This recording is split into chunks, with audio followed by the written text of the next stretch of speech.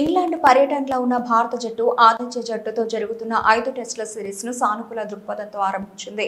లీడ్లోని Headingley మైదానంలో శుక్రవారం నాడు ప్రారంభమైన తొలి టెస్టు మ్యాచ్లో మొదటి రోజు ఆట మూడో సెషన్ సమయానికి భారత తమ తొలి ఇన్నింగ్స్తో 3 వికెట్ల నష్టానికి 312 పరుగులతో పటిష్టమైన స్థితిలో నిలిచింది. యువ ఓపెనర్ యశస్వి జైస్వాల్, కెప్టెన్ శుభ్మన్ గిల్ అద్భుతమైన సెంచరీలతో భారత ఇన్నింగ్స్ కు వెన్నెముకగా నిలిచారు. కెప్టెన్ గా తన తొలి సిరీస్ తొలి మ్యాచ్లోనే గిల్ సెంచరీ సాధించడం విశేషం. అంతకుముందు టాస్ గెలిచిన ఇంగ్లాండ్ కెప్టెన్ బెన్ స్టోక్స్ ఎలాంటి తడబాటు లేకుండా బౌలింగ్ ఎంచుకున్నాడు. దీంతో బ్యాటింగ్ కు దిగిన భారత జట్టుకు ఓపెనర్లు కేఎల్ రాహుల్, యశస్వి జైస్వాల్ మంచి ఆరంభాన్ని ఇచ్చే ప్రయత్నం చేశారు. వీరిద్దరూ తొలి వికెట్ కు 91 పరుగులు జోడించారు. అయితే 24.5 ఓవర్లో కేఎల్ రాహుల్ బౌలింగ్ లో జో రూట్ కు క్యాచ్ ఇచ్చి వెన్నుతిరిగాడు.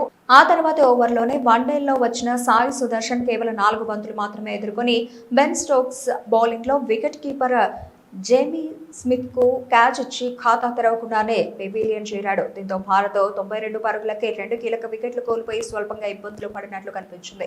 ఈ క్లిష్ట పరిస్థితిలో క్రీజులోకి వచ్చిన కెప్టెన్ శుభ్మన్ గిల్ మరో ఎండ్ లో ఉన్న యశస్వి జైస్వాల్ తో కలిసి ఇన్నింగ్స్ ని చక్కదిద్దాడు. వీరిద్దరూ ఇంగ్లాండ్ బౌలర్లను సమర్థవంతంగా ఎదుర్కొంటూ స్కోరు బోర్డు ను ముందుకు నడిపించారు. ముఖ్యంగా యశస్వి జైస్వాల్ తనదైన దూకుడైన శైలిలో ఆడి 159 బంతుల 16 4లో ఒక సిక్సర్ తో 101 పరుగులు చేసి టెస్టుల్లో మరో సెంచరీని తన ఖాతాలో వేసుకున్నాడు.